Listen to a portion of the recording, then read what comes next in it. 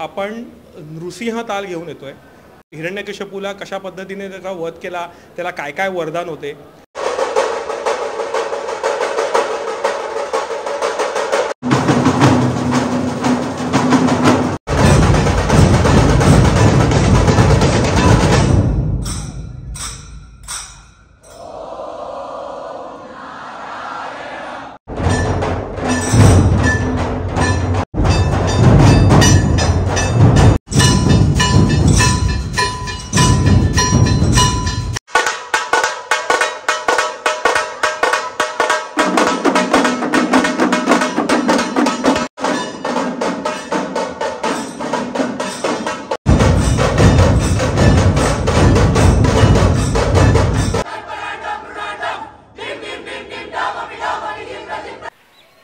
नमस्कार, मी विक्की। तारीख 22/3/2025 गिरगाव ध्वज पथक मागच्या वर्षी रामाया थीम घेऊन आलेले म्हणजे रामाया ताल, तर ह्या वर्षी नृसिंह ताल घेऊन येत आहे।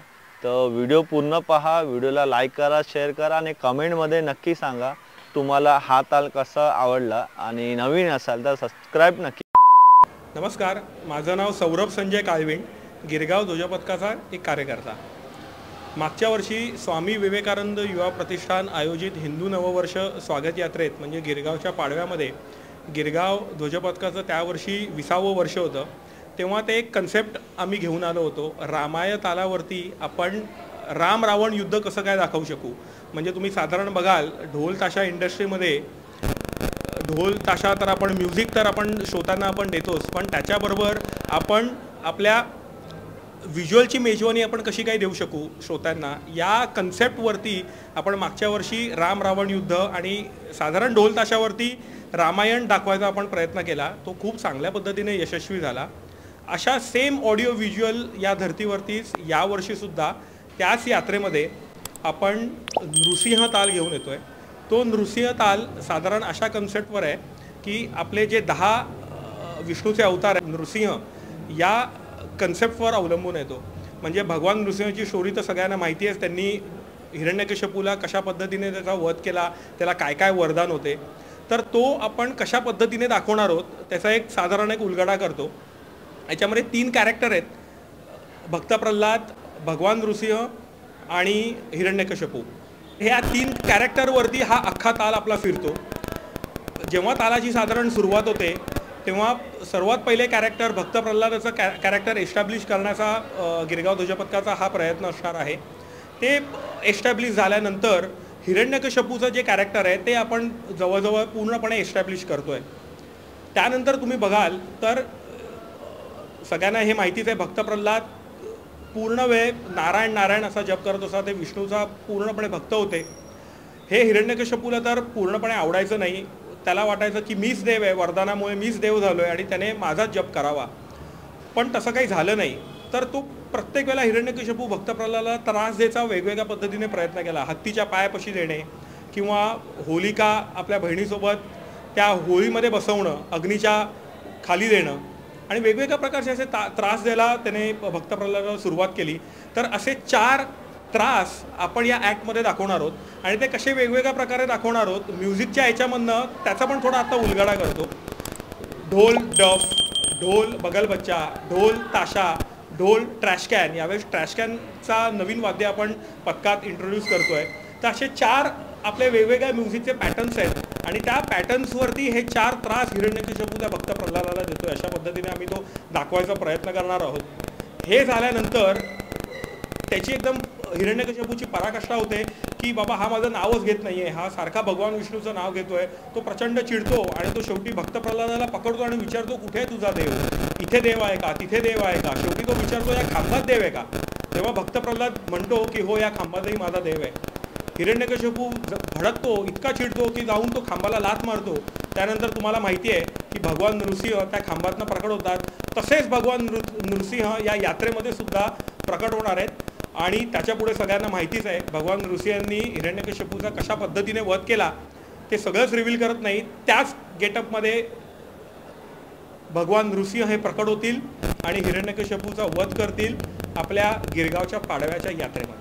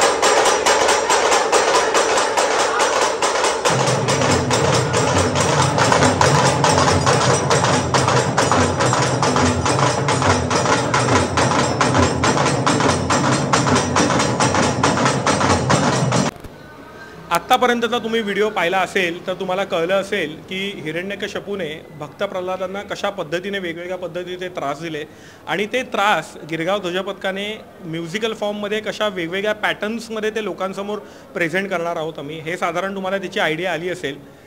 याच्या पुढे भगवान नृसिंह हिरण्यकश्यपूला कशा पद्धतीने मारतात किंवा त्याचा वध करतात हे तर तुम्हाला पाहायचं असेल तर नक्की तुम्ही सगळ्यांनी स्वामी विवेकानंद युवा प्रतिष्ठान आयोजित हिंदू नववर्ष स्वागत यात्रा म्हणजे गिरगावच्या पाडव्याला नक्की तो ॲक्ट बघायला या।